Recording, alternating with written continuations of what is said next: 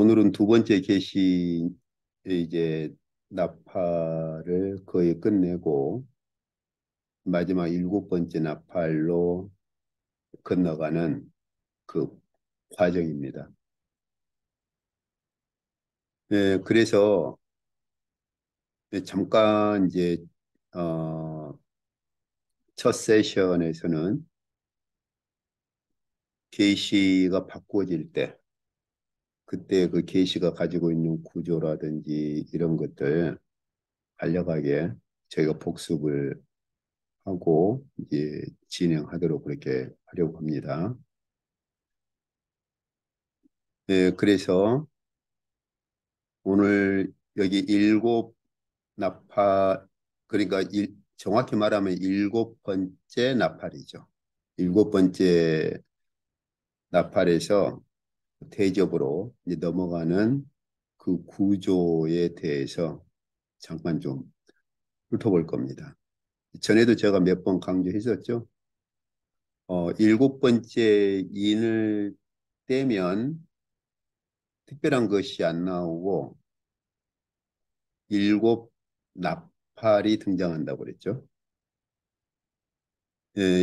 일곱 번째 나팔도 마찬가지예요. 일곱 번째 나팔을 불면 일곱 대접 심판이 등장하는 거예요. 이 구조를 안 놓치셔야 됩니다. 그렇지 않으면 계시록 읽을 때 굉장히 혼란스러워요. 자, 그 다음에 이제 오늘 이 구조를 보시게 되면 전에 저희가 계속 본 것처럼 묵시가 바뀔 때 그 예고 묵시가 등장한다 했잖아요. 그래서 오늘 저희가 보게 될 계시록 10장에서는 이제 계시록 11장에서 등장할 일곱 번째 나팔의 예고적 성격이 계시록 10장입니다. 그래서 계시록 10장을 읽을 때 계시록 이 10장은 계시록 11장에서 등장할 일곱 번째 나팔의 성격이 무엇인가를 미리 보여주는 예고 묵시구나 하는 것을 이해를 하고서 계시록 10장을 읽어야 돼요. 이런 구조를 모르면 계시록 본문들을 읽어갈 때 많은 분들이 우왕좌왕하고 굉장히 혼란스러워합니다.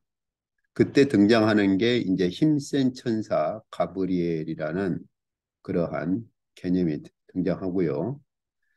이 힘센 천사 가브리엘을 통해서 하나님께서 하늘의 어전에서 어, 사도 요한을 다시 파송하는 그런 파송식을 하시죠. 이제 그리고 나서 10장에서 하나님의 비밀이 이제 드디어 이루어진다, 성취된다 이런 선언을 해요. 그래서 오늘 이러한 네 가지 부분들을 한번 살펴보도록 그렇게 하시죠. 자, 한번 일곱 번째, 그러니까 정확히 말하면 일곱 번째 나팔에서 대접으로 들어가는 구조를 볼 때 제가 지난번에 이미 살펴보았던 그것들을 다시 한번 간략히 복습할 겸 훑어보도록 그렇게 하시죠. 자, 계시록은 이 서론으로부터 출발을 해서 네 가지 묵시로 이루어져 있다라고 했었죠. 그래서 첫 번째 묵시, 두 번째 묵시, 세 번째 묵시, 네 번째 묵시, 그리고 결론 이렇게 이루어져 있다고 있었죠. 예, 이 묵시들을 구분하는 독특한 표현을 사도 요한이 이제 쓰고 있다고 했어요. 이제 제가 이번에 한국에 방문할 일이 있는데, 한국에 좀 방문한다고 그러니까 순천에 있는 시차로에서 월요일부터 금요일까지 5일 동안 목회자들을 위해서 계시로 좀 세미나를 좀 했으면 좋겠다. 그런 이제 요청이 들어왔어요. 이제 거기서 제가 조금 더 이런 부분들에 대한 자료나 이런 것들을 조금 더 같이 좀 볼 수 있으면 좋겠다 싶어요. 자, 어쨌든 그래서 이 계시록은 사도 요한이 쓰고 있는 독특한 표현들, 그래서 이런 것들을 이미 저희가 다 살폈으니까 더 이상 길게 설명은 하지 않겠습니다. 이런 표현들은 사도 요한의 묵시를 구분하는 매우 독특한 표현들이다라고 했었죠. 자,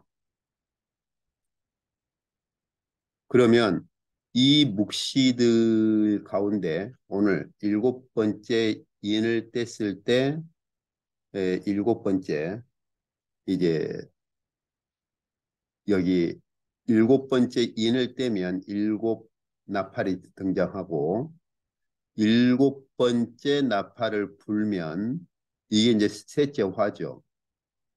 왜냐하면은 다섯째 나팔이 첫 번째 화이고 여섯 번째 나팔이 두 번째 화이고 일곱 번째 나팔이 이제 마지막 셋째 화입니다. 가장 큰 화죠. 이 셋째 화가 뭐냐? 일곱 번째 나팔을 불었을 때 등장하는 일곱 대접 전체가 셋째 화예요. 여기에가 바벨론 심판이 포함되어 있죠. 그래서 구조가 이렇게 되어 있습니다.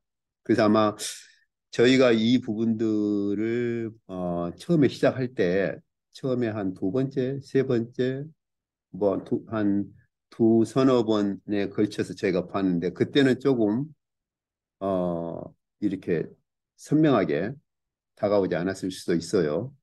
근데 이제 계속 앞으로 보시면서 이런 개념들을 보시면 아, 그때 그 말이 이런 말이었구나 하는 것들이 더 선명해질 수 있습니다. 자, 그래서 저희가 전에 보았었죠. 일곱 교회 묵시 이전에 일곱 교회 묵시에 대한 예고 묵시가 먼저 등장을 하고 그래서 이 일곱 교회 묵시의 성격을 이 예고 묵시에서 밝혀주고 주께서 미리 말씀을 하신 후에 일곱 교회 묵시를 그렇게 주셨다 했어요. 인도 마찬가지였죠. 예, 그래서 저희가 이미 살펴본 것처럼 바로 인 묵시를 바로 주신 것이 아니고 이 인 묵시가 어떤 묵시냐를 미리 암시하고 미리서 보여주는 인 묵시의 예고를 먼저 보여주셨죠. 그렇죠? 그리고서 바로 인에 대한 묵시를 그렇게 계시를 하셨어요. 나팔 묵시도 마찬가지였죠. 저희가 지금까지 본 것처럼 14만 4천 아닙니까? 예. 왜 나팔묵시 예고에서 14만 4천을 그렇게 보여주셨죠? 나팔묵시의 본질적인 심판의 시작이 어떤 겁니까? 다섯째, 여섯째, 일곱째 나팔인데 다섯째, 여섯째에서 하나님의 인을 맞지 아니한 자들에 대한 심판이 이루어지죠. 그래서 그러한 하나님의 인을 맞지 아니한 자들에 대한 심판이 주어지기 때문에 예고에서는 하나님의 입맞은 자들이 지금 어떠한 상태에 있는가 하는 것을 미리서 그렇게 묵시로 그렇게 보이신 것이죠. 이제 그리고 이제 저희가 앞으로 보게 될 대접 묵시 예고도 이제 앞으로 저희가 오늘부터 시작해서 그렇게 보게 될 겁니다. 이제 그리고 나면은 하나님께서 본격적으로 대접 심판에 대한 묵시가 무엇인가를 구체적으로 그렇게 보여주시죠. 이제 그것이 마지막 바벨론 심판으로 나아가는데 바벨론 심판은 별도로 한 덩어리로 떼서 또 하나님께서 세 번째 묵시로 보여주시죠. 그래서 바벨론 심판을 바로 안 들어가고 바벨론 심판에 대한 이 바벨론 심판의 묵시에 대해서 미리 또 예고를 보여주셔요. 이제 그러고 나면 이제 마지막 묵시, 네 번째 묵시, 하늘의 예루살렘 묵시를 보여주실 때에도 마찬가지로 하늘의 예루살렘 묵시가 어떤 것인가를 그 성격을 미리서 예고 묵시에서 보여주시고 나서 하늘의 예루살렘 묵시로 계시록이 끝납니다. 그래서 이런 예고들 제가 거듭거듭 강조했지만 이 예고들의 성격들을 놓쳐버리면 본 묵시의 성격도 저희가 정확히 파악하기가 힘들어져 버립니다. 자, 그래서 저희가 전에 보았었죠. 첫 번째 묵시, 두 번째, 세 번째, 네 번째 묵시에서 저희가 지금 이제 어디를 하려고 합니까? 자, 저희는 이미 일곱 교회 묵시 예고에 나타난 그 성격이 무엇인가 하는 걸 보았었고, 그리고 그 묵시에 대해서 살폈죠. 인에 대한 것도 살펴보았고요. 이제 저희가 앞 시간까지 해서 나팔 여섯 번째가 이제 끝났어요. 그렇죠. 그래서 이제 오늘 저희가 보게 될 계시록 10장에서부터는 뭡니까? 대접, 묵시, 예고인데 1이 있고 2가 있죠. 왜 그러냐면 여기 일곱 대접 묵시가 바로 등장하는 것이 아니라 일곱 번째 나팔을 불었을 때 그때 일곱 대접 묵시가 등장하거든요. 그래서 먼저 이 일곱 번째 나팔 묵시에 대한 예고가 먼저 나오고 그 다음에 11장 가면 일곱째 천사가 일곱 번째 나팔을 불죠. 그러면은 뭐가 등장해요? 일곱 대접 심판 묵시가 이제 등장합니다. 그런데 그때 바로 일곱 대접 심판 묵시로 바로 가는 것이 아니라 일곱 대접 심판 묵시의 성격이 무엇인가? 또 배경, 이 일곱 대접 심판이 왜 발생을 하고 어떻게 발생을 했으며 어떻게 진행될 것인가에 대한 배경과 성격을 미리서 보여주는 또 한 번의 예고 묵시가 있습니다. 그래서 계시록 10장에서 여기 14장까지 아주 길게 10장, 11장, 12, 13, 14 다섯 장에 걸쳐서 두 번의 예고 묵시가 나와요. 하나는 일곱째 나팔에 대한 배경과 성격을 보여주는 이 예고 묵시이고 또 하나는 일곱 대접 심판의 배경과 성격을 보여주는 예고 묵시 이렇게 두, 두 가지가 나옵니다. 이제 오늘은 저희가 10장부터서 살펴보려고 하는 것이죠. 자, 그러면 이제 보실까요? 여기 이제 10장 1절부터 3절, 5절부터 7절, 10절 이 부분하고 제가 좀 이렇게 분류를 좀 했죠. 그죠? 또 한 부류는 10장 4절, 8절, 11절 그리고 11장 1절에서 12절까지. 왜 이렇게 제가 분류를 했느냐면 10장 1절부터 3절 그리고 5절부터 7절, 10절은 힘센 천사에 대한 묵시입니다. 그리고 10장 4절, 8절, 11절 그리고 11장 1절에서 12절은 힘센 천사가 아니라 하늘에서 들려오는 소리에 대한 묵시예요. 이렇게 그래서 10장과 10장 1절에서부터 여기 10장 1절에서부터 11장 12절까지에는 이 두 가지 그 묵시의 그 두 가지 특성이 10장 1절에서부터 11장 12절까지 이 두 기둥이 이렇게 세워져 있습니다. 이거 분류를 하셔야 됩니다. 안 하면은 약간 혼란을 겪을 수 있는 본문이 있어요. 자, 그럼 일단 보시죠. 먼저 천사에 대한 것부터 한번 좀 봅시다. 여기에 보시면 자, 여기 10장 1절에 보니까 힘센 천사가 예, 구름을 타고 하늘에서 오죠. 머리 위에 무지개가 있고 아주 그 발은 막 불기둥으로 그렇게 이루어져 있고 그런데 그 손에는 두루마리를 하나 가지고 있어요.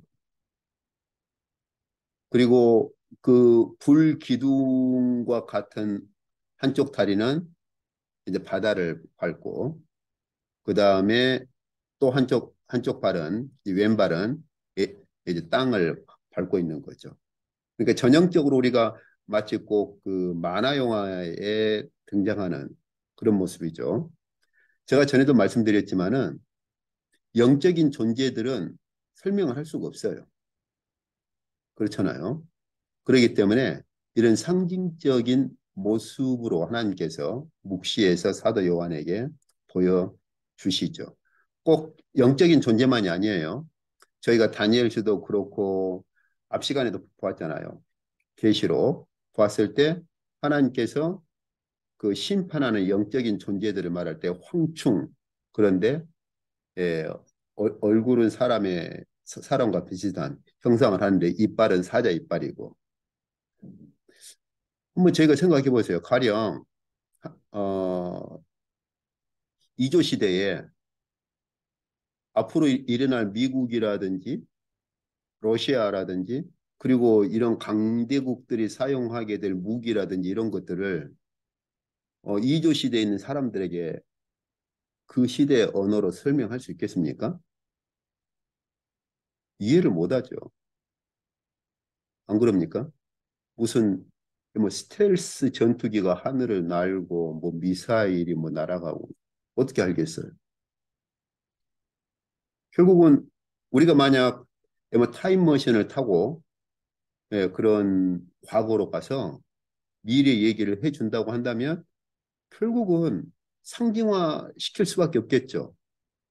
예, 기계가 하늘을 날 수 있다는 개념이 없으니까 뭐큰뭐 새를 한다든지 그리고 뭐 입에서 불이 나가는 뭐 이런 상징적인 그림을 그려서 설명할 수밖에 없겠죠. 그런 것하고 같은 거죠.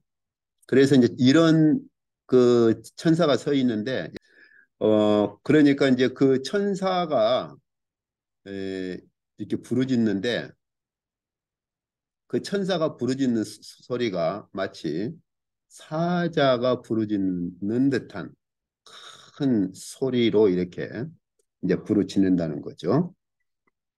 이제 그리고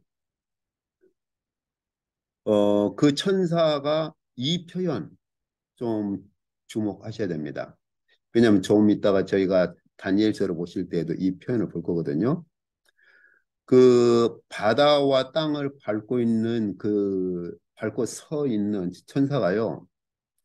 보세요. 하늘을 향하여 오른손을 들고 세세토록 살아계신 하나님 앞에 그렇죠. 창조하신 하나님을 가리켜 맹세를 하는 모습을 볼 수 있죠. 예. 이 표현 좀 기억을 해 두시기를 바랍니다. 하늘을 향해서 오른손을 들고 영원토록 살아계신 하나님, 그 온 세상을 창조하신 그 하나님을 가리켜서 맹세를 하죠. 어떤 맹세를 합니까? 일곱째 천사가 소리를 내는 날, 다시 말하면 일곱 번째 천사가 소리를 낸다 그 말은 일곱 번째 나팔을 불 때, 그때에 무슨 일이 이루어지느냐? 하나님의 비밀이 이루어질 것이다. 이 표현 참 중요합니다. 그러니까 이 표현을 저희가 뒤집어서 생각한다면 일곱 번째 천사가 일곱 번째 나팔을 불기 전에는 하나님의 비밀이 그 전까지는 성취가 되지 않는다는 거죠. 안 그럽니까? 언제 하나님의 비밀이 완전히 성취되고 이루어지느냐? 일곱 번째 천사가 일곱 번째 나팔을 불 때. 그럼 도대체 일곱 번째 천사가 일곱 번째 나팔을 부는 것이 왜 그렇게 중요한가? 그, 이 부분을 한번 저희가 볼 겁니다. 그리고서는, 에, 그 하나님께서 여기 보면은 이제 두루마 그 하늘에서 이 소리가 들려와요. 사도 요한에게. 그래서 가가지고 천사의 손에 있는 이 두루마리를 가져라. 그러니까 천사가 그 두루마리를 주는 정도가 아니라 이것을 먹어라. 그래버립니다. 그러니까 사도 요한이 천사의 손에서 그 두루마리를 받아서 먹죠. 이건 제가 너무나 잘 아는 것처럼 에스겔 선지자의 사건과 거의 같다는 걸 알 수 있죠. 예. 자, 이제 이것이 10장의 주요한 내용들입니다. 그러면 한번 저희가 이제 이 부분들을 조금씩 더 좀 살펴보시죠. 자, 여기 힘센 천사라는 표현은 계시록 10장에서만이 아니라 저희가 그 인, 그 하나님께서 인을 떼는 묵시를 보여주시기 전에 그 인을 떼는 묵시의 그 배경, 그러니까 예고 묵시에서 이미 이 힘센 천사가 이제 등장했습니다.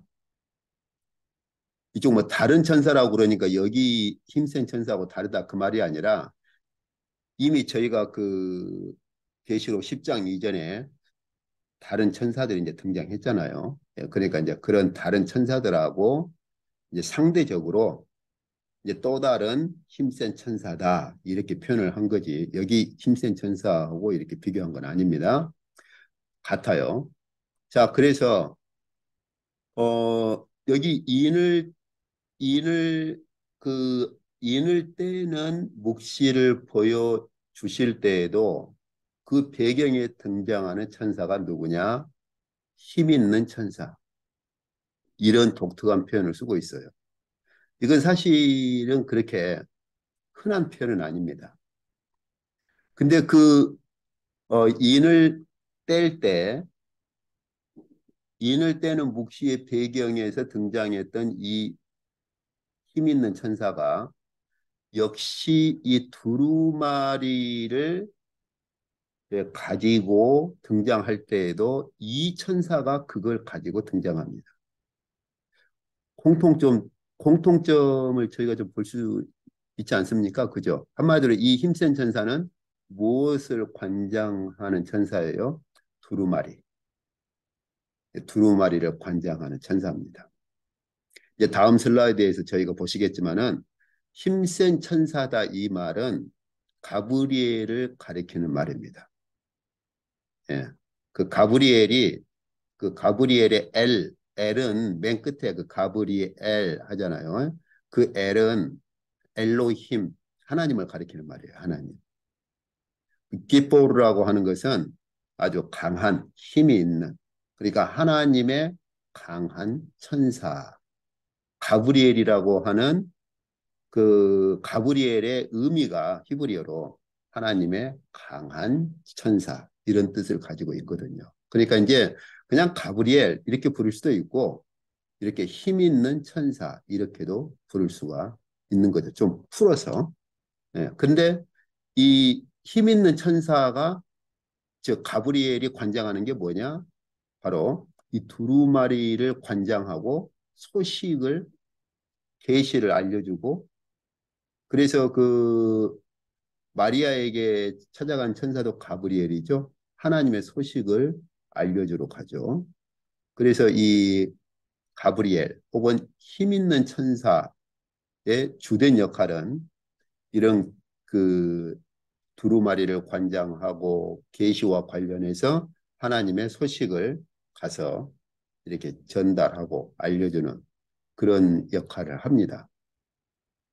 이 힘 있는 천사가 등장하는 그 구약의 배경이 이제 다니엘서입니다. 여기 다니엘서에 보시면은 저희가 전에 보았었죠? 이 다니엘서 끝부분 12장. 그죠? 다니엘이 보니까 두 사람이 있어요. 그죠? 예, 두 사람이 있는데 근데 그 두 사람 중에 아, 한 사람은 강 이쪽, 한 사람은 강 저쪽에 있는데 그 중에 하나가 뭘 입고 있어요? 세마포 옷을 입고 있어요. 이걸 이제 세마포 옷을 입었다라는 것 때문에 어떤 분은 그러면 여기서 그 다니엘에게 묵시 가운데 나타난 한 사람은 뭐 예수님 아닌가? 왜냐하면 세마포 옷을 입었으니까 한 사람은 천사고 또 이렇게 오해를 하는 분도 있어요. 또 그렇게 오해해가지고 글을 쓰는 분도 있는데 여러분 세마포 옷은 천사들이 입기도 합니다.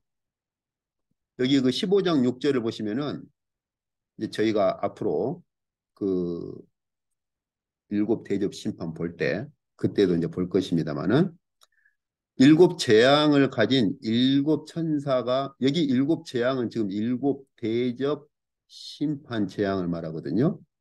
일곱 대접 심판 재앙을 가진 일곱 천사가 성전으로부터 나오는데 어떤 걸 입고 있어요? 맑고 빛난 세마포 옷을 입고 있어요. 그러니까 너무 이렇게 관념적으로 혹은 너무 이렇게 딱 우리 사고를 고정해 가지고 세마포 오케이 예수님 이렇게 하시면 안 됩니다. 어 저희가 전에 그 다니엘서 그 보았을 때도 그때도 제가 말씀드렸죠.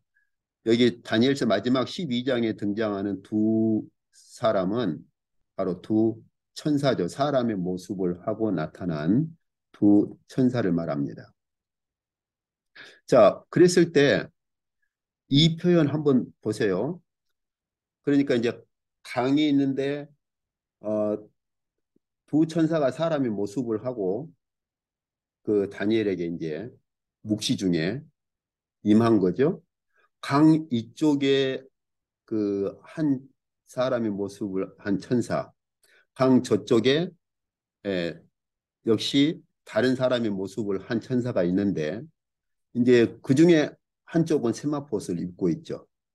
자, 그러니까 그 중에 하나가 세마포옷을 안 입은 그 천사가 세마포 옷을 입은 천사에게 그 다니엘서에 하나님께서 보여준 이 묵시가 언제 끝나겠느냐라고 이렇게 물어요.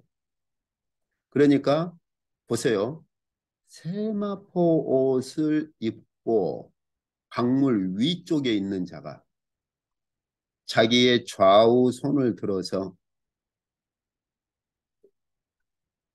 하늘을 향해서 자기의 좌우 손을 들어서 영원히 살아계시는 하나님을 가리켜 맹세를 하죠.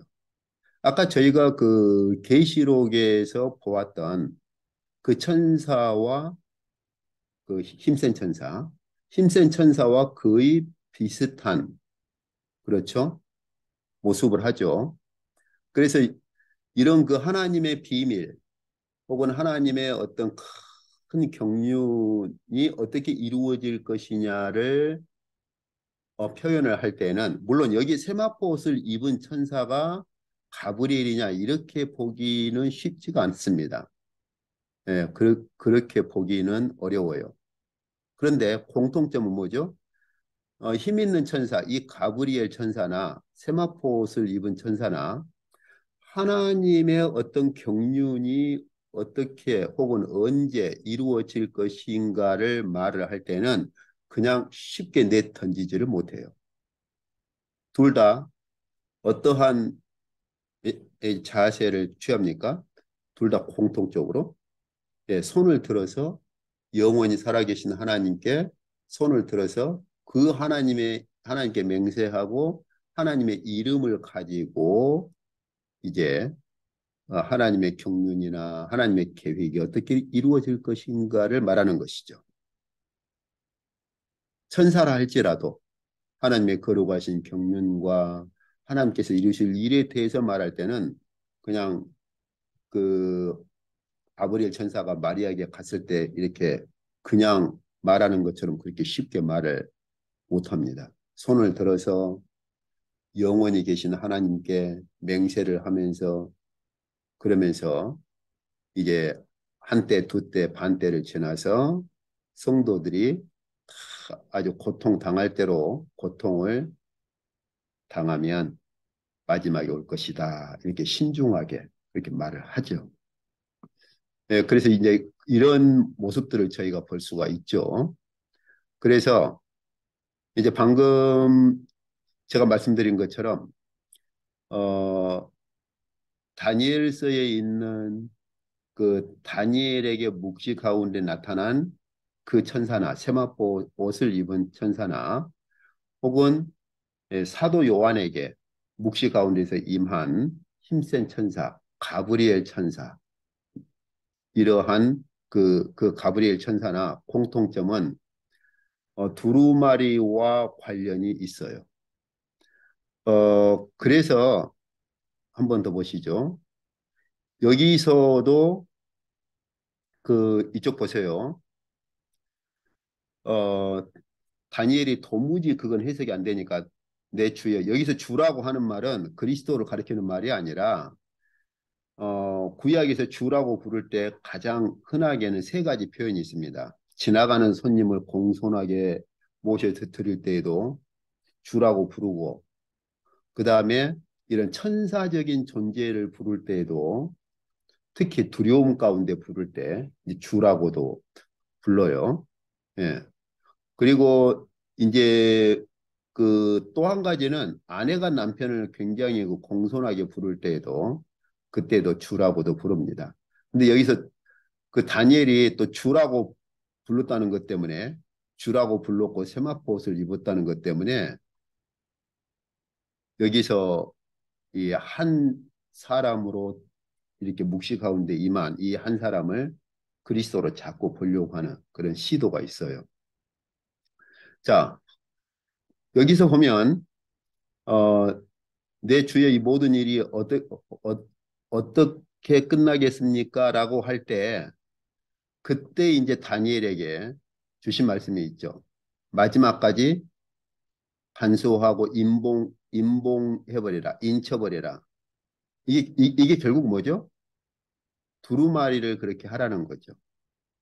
그러니까 여기서도 결국은 이 두루마리와 관련되어서 이렇게 움직이고 활동하는 그러한 것이라고 볼 수 있잖아요. 그래서 이제 한편에서는 여기 세마포 옷을 입은 천사를 또 한편에서는 여기 계시록이나 여기에 등장하는 힘센 천사 가브리엘과 관련이 있지 않을까 또 이제 그렇게 그런 시도를 하는 그런 분들도 있어요. 그러나 이제 직접적으로 이 세마포 옷을 입은 이쪽 천사를 가브리엘이다라고 부르기에는 쉽지가 않습니다. 자, 그래서 방금 여기서 보신 것처럼 이제 이 가브리엘이라고 하는 것은 기포르라고 하는 게 아주 그 강한 예, 엘이라고 하는 건 이제 엘로힘을 줄여서 쓰는 말이에요. 예.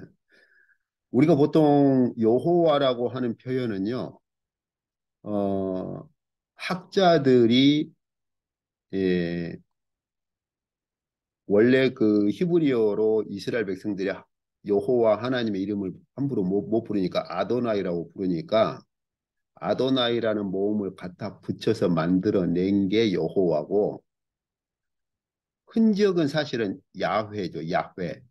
그죠? 야훼. 가령 아이사이야, 이사이야, 할렐루야, 야훼를 이제 찬양하라. 이렇게. 그 끝에 야는 바로 야훼의 흔적이에요. 그리고 사실 그 비문이 발견된 거 보면 그리스어로 이아베.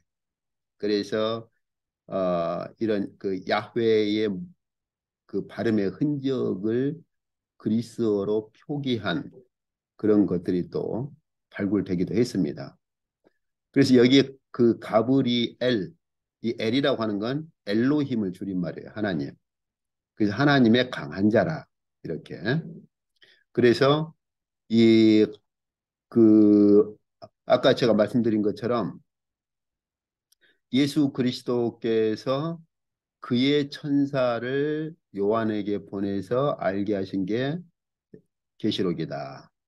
그래서 계시록 1장 1절을 그렇게 시작하고 마지막 결론도 뭡니까? 나 예수는 교회들을 위해서 내 사자. 여기서도 사자로 번역했네요. 예, 내 천사를 보내어 이것들을 너희에게 증언하겠다. 천사. 예. 그래서 여기서 계시록 1장 1절과 계시록 마지막 결론 부분에 주님의 천사, 이 천사를 그래서 많은 경우에 가브리엘로 그렇게 보는 그런 경향들이 많습니다. 왜 그러냐면 방금 제가 말씀드린 것처럼 하나님의 강한 천사로서 이런 두루마리를 관장하고 이러한 주께서 주시는 소식을 전달하는 역할을 하는 주된 천사가 이제 가브리엘이거든요. 그래서 이제 가브리엘이 그런 역할을 주로 했기 때문에 계시록 1장의 시작 부분과 마지막에서 말하는 이 천사를 이제 가브리엘로 그렇게 보려고들 하는 것이죠. 어쨌든 이제 여기 지금까지 해서 저희가 무엇을 볼 수 있죠? 하나님께서 가브리엘 천사로 하여금 이제 두루마리의 그러한 그 두루마리를 관장하고 관리하고 이렇게 감독하도록 한 그러한 특성을 저희가 볼 수가 있죠. 이제 그러면은 이 두루마리에 대해서 조금 더 한번 저희가 좀 살펴봅시다. 자, 저희가 아까 읽었던 본문이니까 이제 구체적인 본문으로 들어가서 함께 보시죠. 여기 하늘에서 소리가 났은 이제 여기서부터서는 천사의 초점이 아니라 하늘에서의 소리, 하늘에서 소리의 초점을 이제 맞추려고 합니다. 여기 보시면은 음, 아, 이쪽 구절이 빠졌네요. 좀 이따가 한번 보시죠. 그래서 여기서 이제 하늘에서 소리가 이제 그 사도 요한이 하늘에서 이렇게 그 일곱 우레와 같은 큰 소리로 하늘에서 소리가 들리는 것을 기록하려고 했는데 어, 기록하지 말라고 그러죠. 다니엘에게 말씀하셨던 것하고 좀 비슷하죠. 그래서 임봉하고 기록하지 말아라 이렇게 기록하지 말라고 그럽니다. 뭐 때문에 그러느냐? 보세요. 왜 그 하늘에서 일곱 우레와 같은 어마어마한 소리로 말씀하신 그 말씀을 봉인을 하고 임봉하고 기록하지 말라고 하셨는가? 참고로 여기 그 캄보디아 같은 경우는요, 번개가 치잖아요.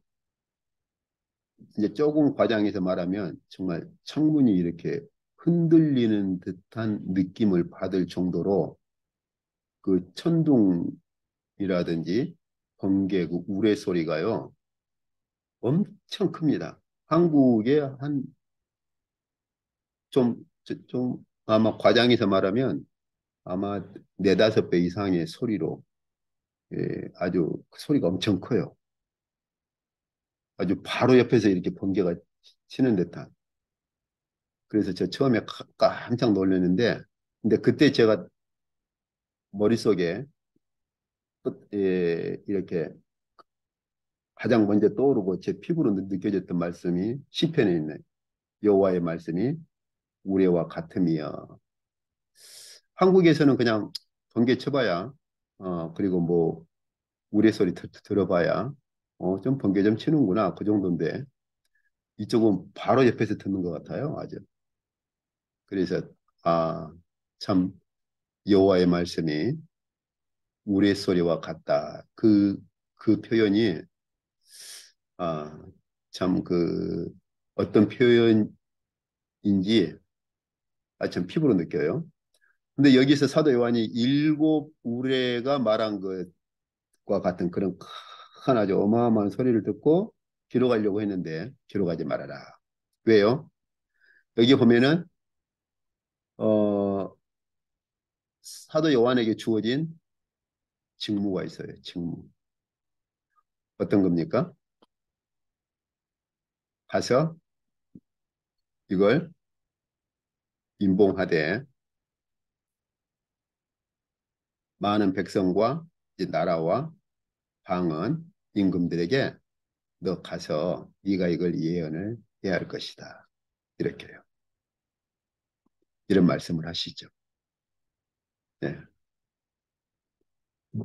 다시 말하면 네가 직접 네가 들은 것을 예, 네가 들은 것을 네가 직접 예언을 해야 할 것이다. 그 말입니다.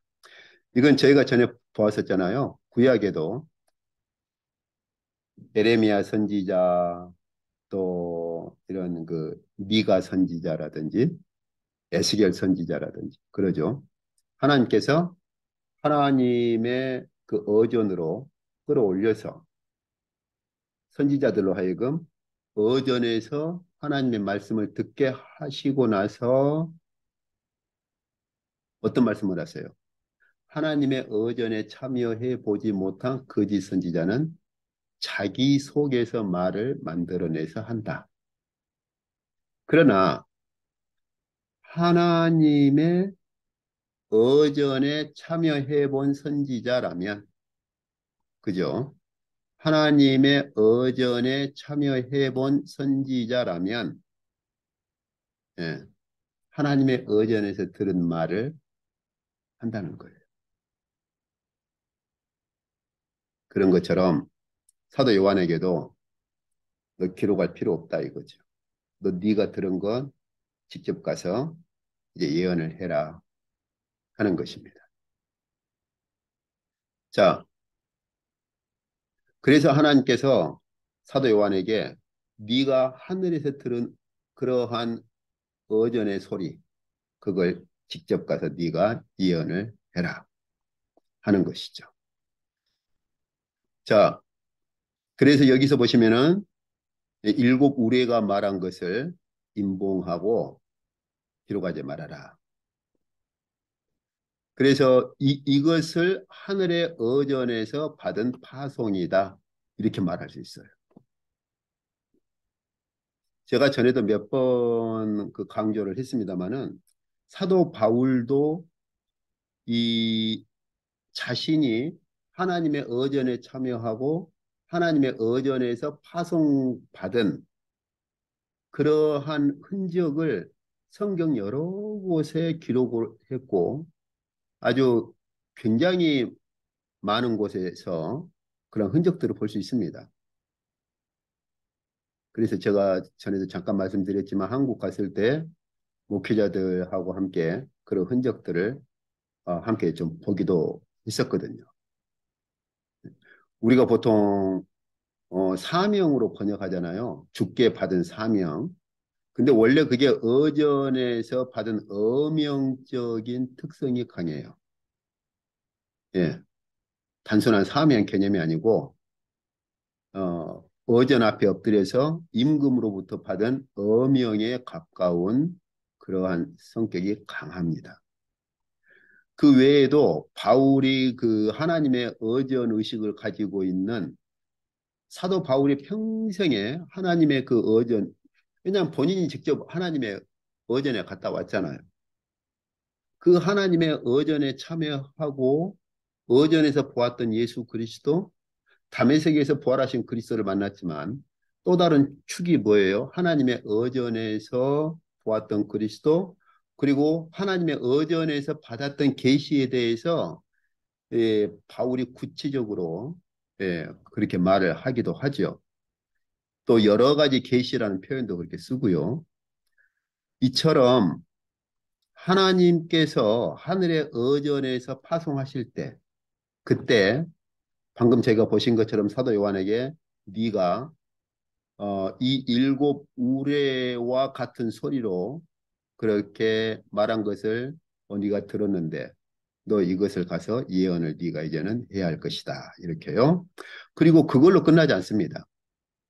그 전에 10장 그 8절에 보시면 예, 하늘에서 그런 큰 그 하늘에서 들려오던 그런 그 큰 그 음성이 이제 사도 요한에게 그 그만 두루마리를 네가 받아라 이런 음성이 들렸는데 바로 그 이어서 구절을 보면 천사가 갖다 먹으라고 하죠.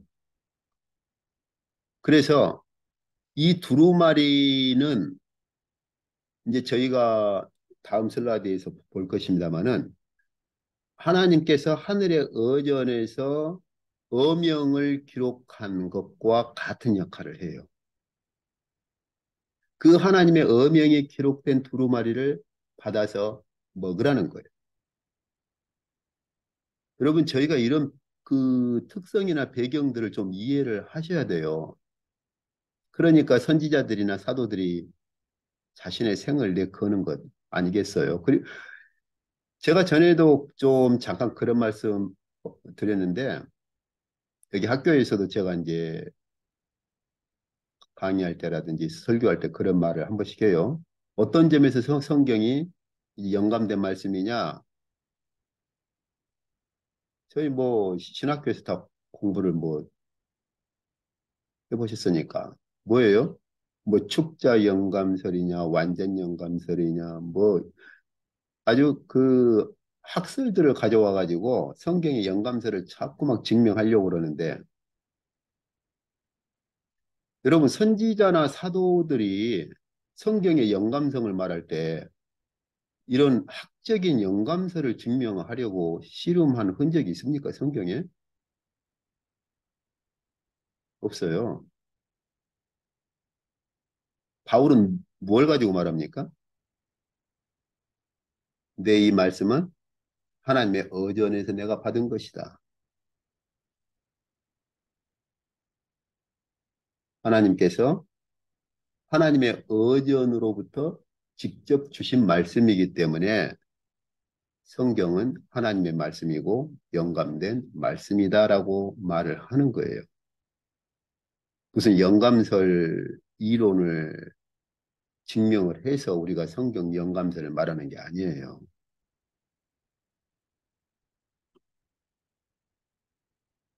좀 안타깝죠? 자, 그러면 이제 여기 천사의 손에서 받아가지고 이제 사도 요한이 그 두루마리를 먹죠.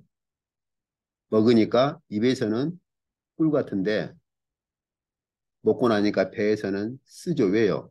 하나님의 심판과 재앙이 기록된 말씀이니까. 그래서 여기서 제가 제목을 하나님께서 어전에서 파송하실 때 주시는 어명의 두루마리라 이렇게 해요. 어명의 두루마리. 임금이 신하를 파송할 때 어명을 기록해가지고 그렇죠. 예, 어명을 하사를 하잖아요. 그런 것처럼 이 두루마리를 이런 에스겔 선지자나 사도 요한에게 주시면서 이걸 먹으라고 하는 건요. 하나님께서 하늘의 어전에서 에스겔 선지자나 사도 요한을 파송하실 때 주시는 일종의 어명의 두루마리와 같은 거예요. 이건 이미 하나님께서 구약에서 에스겔 선지자에게도 그렇게 파송을 하셨죠. 그러죠. 그래서 하나님께서 어떻게 말씀하셔요? 이 패역한 백성에게 에스겔 선지자를 보낸다는 것이죠. 그러면서 그냥 보낸 것이 아니라 네 입을 벌려서 내가 주는 걸 먹어라 이렇게요. 예. 그래서 에스겔 선지자가 보니까 뭐예요? 예, 하늘에서 손 하나가 펼쳐지는데 거기에 보니까 뭐가 있어요? 이제 두루마리 책이 있는 것이죠. 근데 그 안에 보니까 심판, 애가, 애곡, 재앙의 말이 기록되었더라. 예. 이것도 계시록도 마찬가지예요, 지금. 예. 천사가 주는 그 두루마리. 거기는 이제 앞으로 진행되는 심판이 이제 마지막 정말 마지막 남은 심판이 기록되어 있는 것이죠.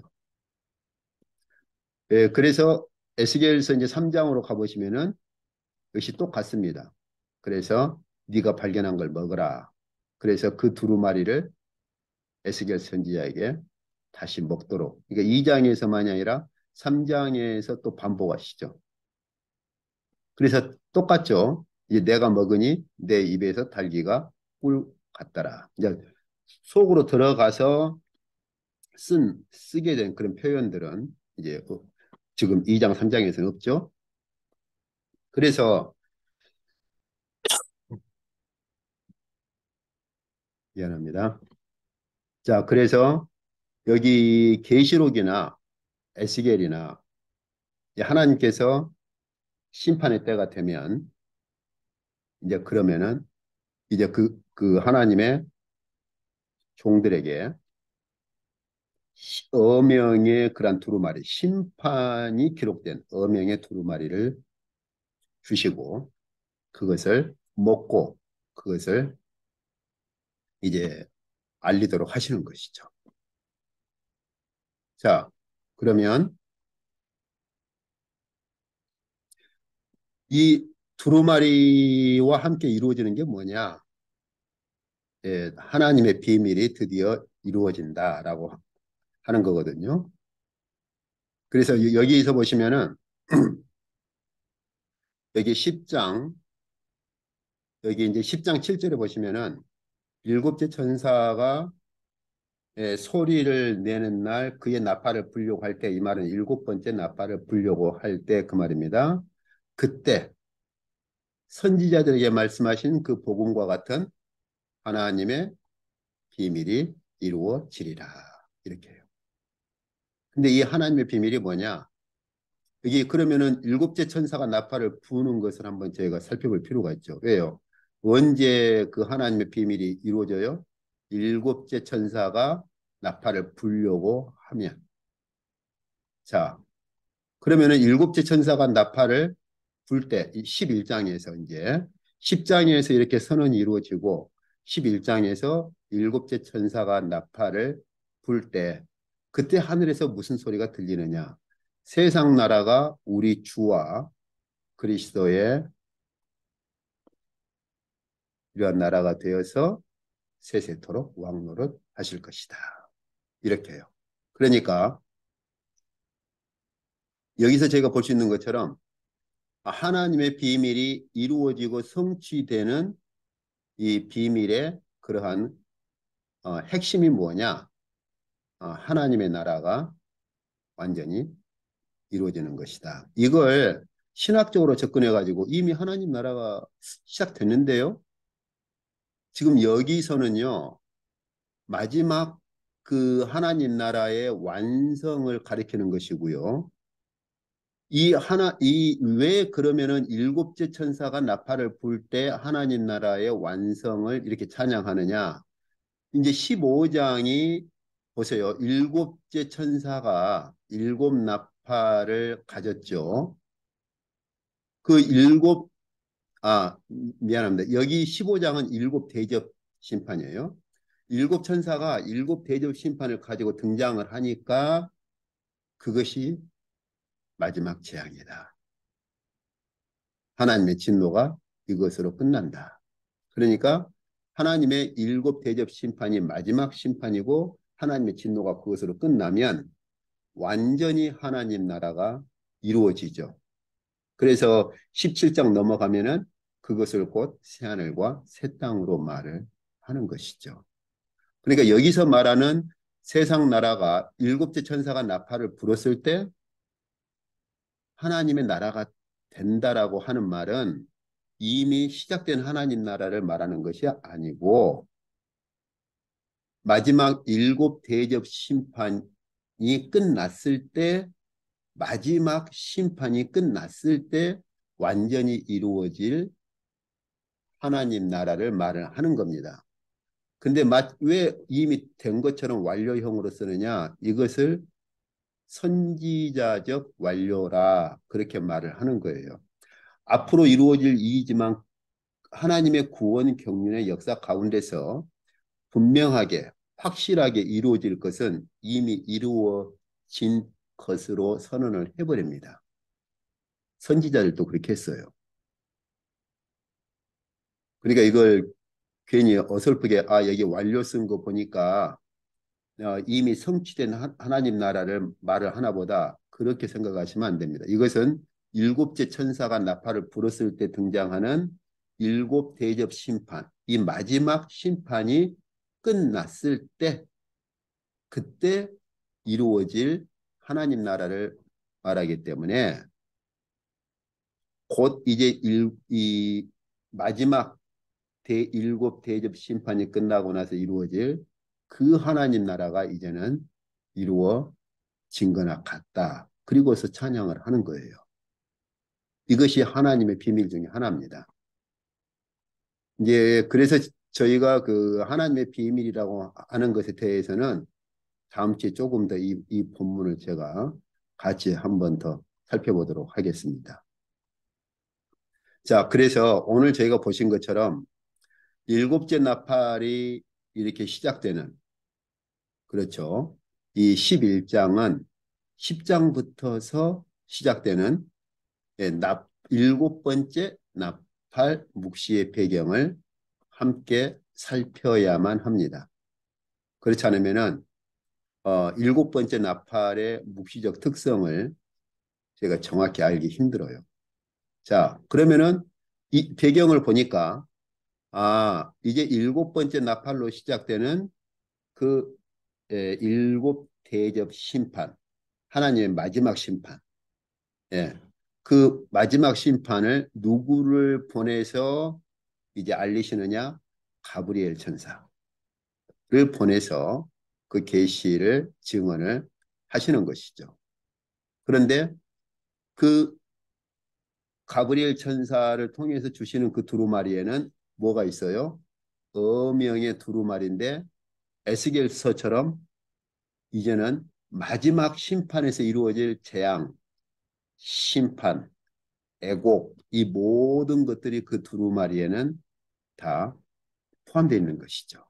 그러면 이제 저희가 계시록 10장에서 이 두루마리와 이 두루마리가 에스겔서 배경을 가지고 있는 거 보니까 그럼 계시록 11장에 등장하는 일곱 번째 나팔은 드디어 하나님의 예, 마지막 심판, 아주 최종 심판이 이제 집행되려고 하는구나 하는 걸 저희가 이제 알 수 있는 것이죠.